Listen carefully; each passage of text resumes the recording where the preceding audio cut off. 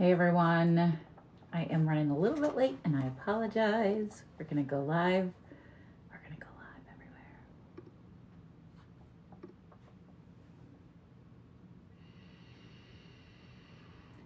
Hi everyone, welcome to Live with Heather Vickery. I am Heather Vickery and I am a little bit behind in getting started today. I apologize because I was deeply immersed in updating my Costa Rica retreat sales page. Y'all, it's gonna be so good.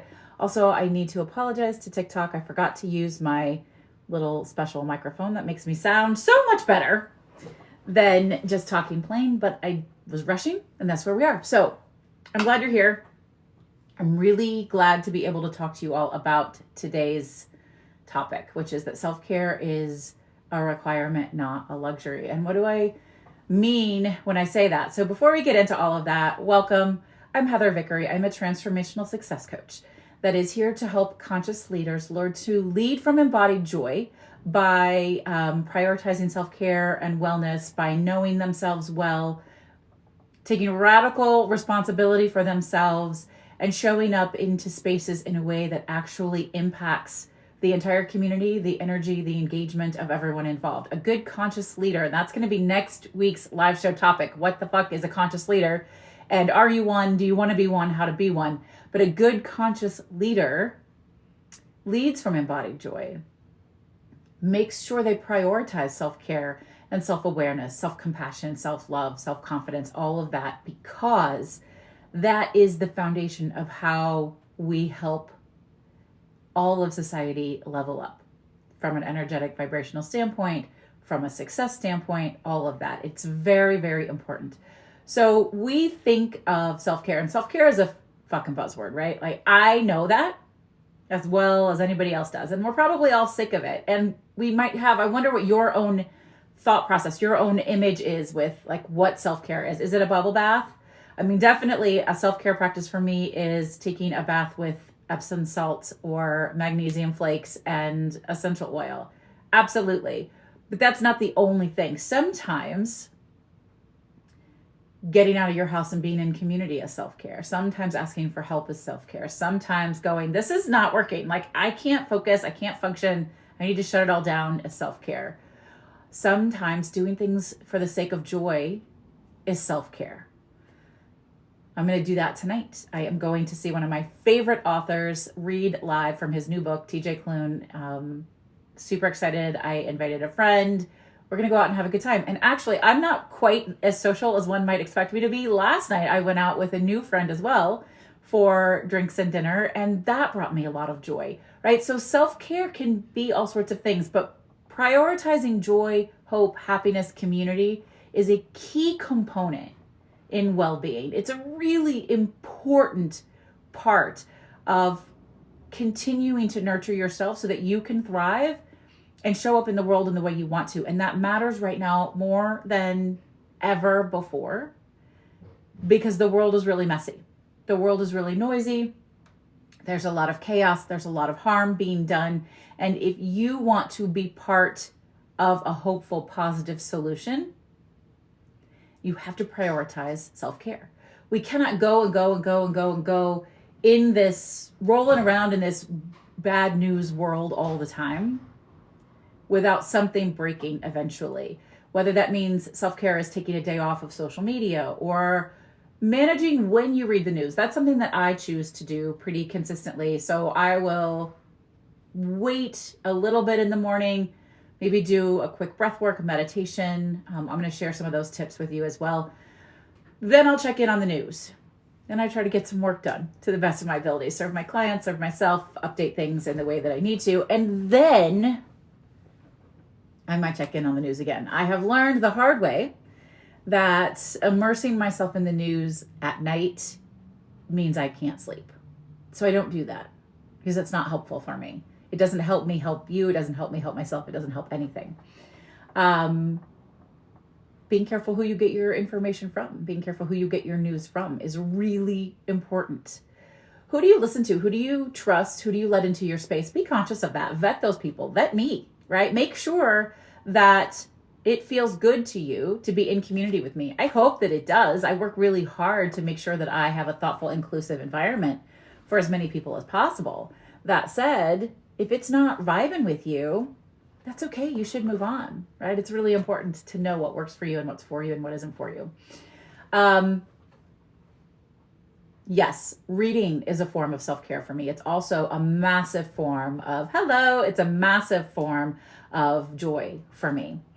Reading is also revolutionary. I used to read, and you can see behind me, shelves and shelves of self-help, personal growth books.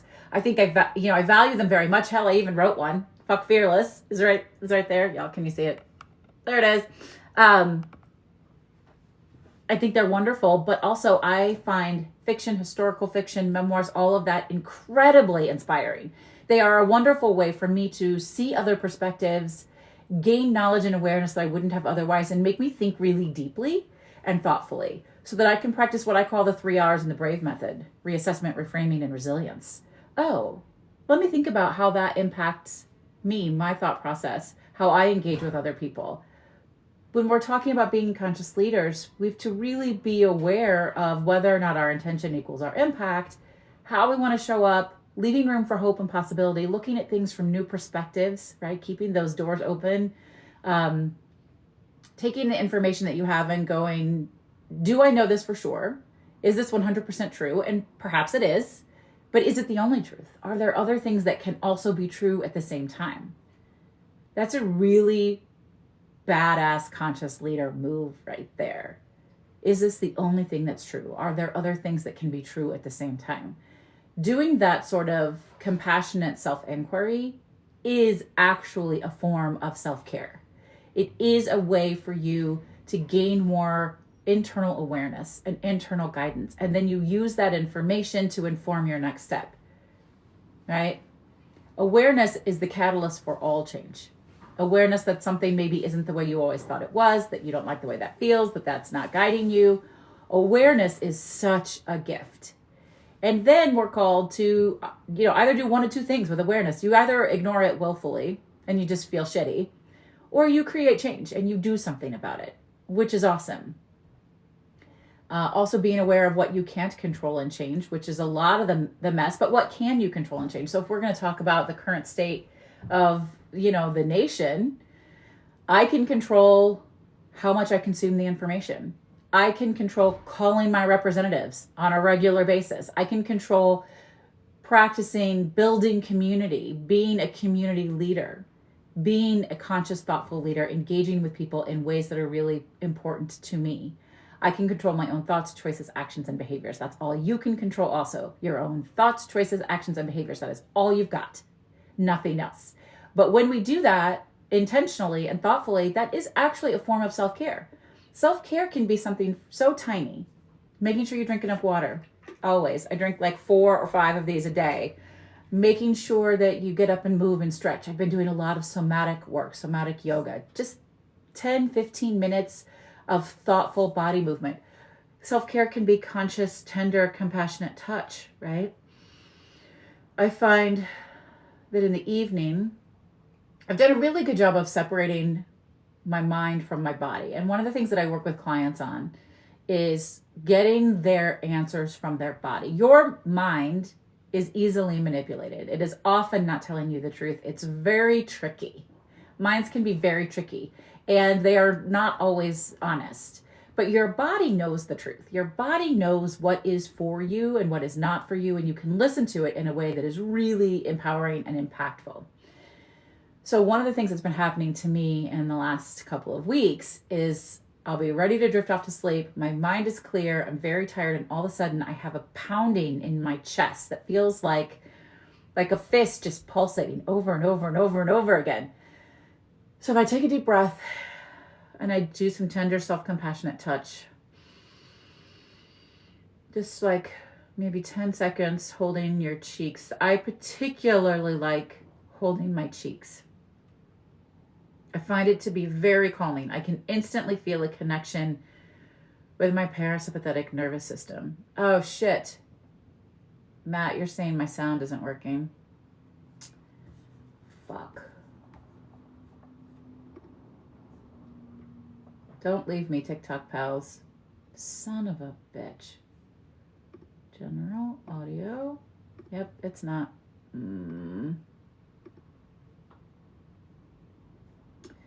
Y'all can probably hear me now, right? Matt, thank you for letting me know. We missed that whole thing, y'all. I'm sorry. So sorry. So sorry. Thanks for staying. I'm just going to keep going, and then we're going to replace the YouTube video with the live stream from TikTok. So I find that resting my hands on my cheeks for about 10 or 15 seconds is a really beautiful way to stimulate my parasympathetic nervous system and slow down my heartbeat and be present with my body. The other thing that I do a lot is I'll put my hands on my chest and just breathe into it. And earlier this week, I did an activist stress relief session with a fellow practitioner, because it's really important that practitioners have practitioners, that coaches have coaches, right? Like, we cannot do this all by ourselves. We're not supposed to. We have to support one another. I was doing this and I sat like this with my eyes closed, just sort of breathing into touching my chest, which is where I hold that anxiety. And all of a sudden I had this beautiful image of wings sprouting from the back of my shoulder blades and wrapping around me. So wings are an indication of flying, right? Wings, we can go places, we can do things, we can soar, and that's really beautiful. But I loved the image of they can wrap around me. And the message that came to me really, really clearly was, your body has everything it needs to protect itself. The anxiety is letting me know that there is a cause to be worried, that that's valid. I don't need to disregard it. I'm not trying to get rid of it. Thank you for showing me. Thank you for telling me. And also, you're safe. It's okay. And I really loved that lesson. I really loved that message, that ability to wrap myself in my own awareness, my own comfort, have self-compassion, calm myself down in the moment is really, really game-changing. I love candles and essential oil. We can't always afford those things. Whatever you can do. I've been doing a lot of sound work also. So I have a sound bowl.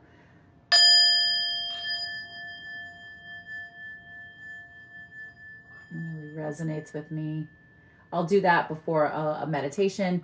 I am not one of those people that has the time, the patience, the inclination for hours and hours of meditation. There are people who do that. I love those people. It's great for you. It's not for me. So if you are like me and either maybe there's a little ADHD, you can't really sit with it all the time, or perhaps your life just does not give you that extra time, I firmly believe in 10 or 15 minutes a day, focused on yourself, on your peace, your balance, your connection with the universal mind, the universal energy, will change everything. It's actually why I created the Spark Collective. It's specifically designed for people just like me and like any of you who can resonate with this, who want 10 or 15 minutes a day to show up for themselves, to do compassionate self-inquiry, to grow your intuition, your self-awareness.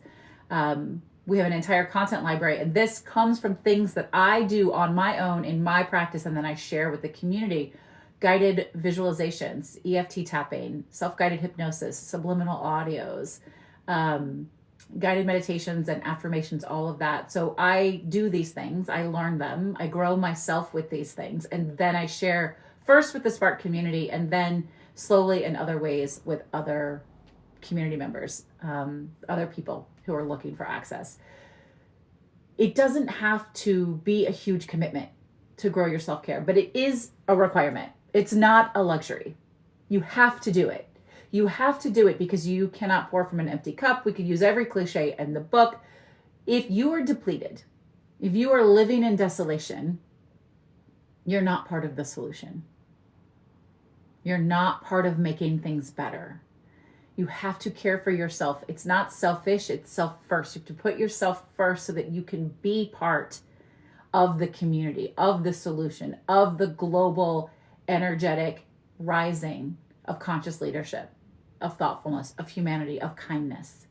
Prioritizing yourself helps you change the world. And I know you want to do that. And maybe you're going to change the world in really big, massive ways. Or maybe you're going to change the world by touching the life of one person in your community, one neighbor, one fellow parent, one person experiencing homelessness. It doesn't matter. It doesn't matter if you are speaking to millions of people and changing people's lives, or if you are just making an impact on the people that physically are next to you. It's all the same and it all matters. And one thing I know for sure, and this came to me very, very quickly through after the election, it came as a really vibrant download, was I needed to be in the community. I needed to be talking with people, meeting with people, hands to hands, touching, feet on the ground, connected. If all of our communities can do that, if we can get back in touch with one another and have kindness and have empathy and have awareness of what our fellow humans are experiencing, if we can all do that in small ways, that lifts the collective up. But we're too exhausted and tired and desolate and broken to do that if we do not take care of ourselves. So whether that is managing where you get your news and information or how often you get it, controlling your social media access, finding ways to laugh and be joyful. I saw a clip earlier today of somebody said that there's a saying from when HIV was at its height that the activists, they would hold their friends as they were dying in the morning. They would go out and do the work in the afternoon and they would dance all night, but it was the dancing that kept them alive. It was the dancing that got them through it. We have to be joyful. We have to prioritize joy. Joy creates more joy. Joy creates hope. Joy creates gratitude. And gratitude is scientifically proven to increase overall happiness and well-being while decreasing stress, anxiety, and depression. And your joy, your hope, your gratitude does not negate somebody else's struggle. All sorts of things can be true at once. The world can be a shit show, and we can be scared, and we can still be joyful in the moment. I am still grateful that you're here sharing space with me, and I get to share space with you.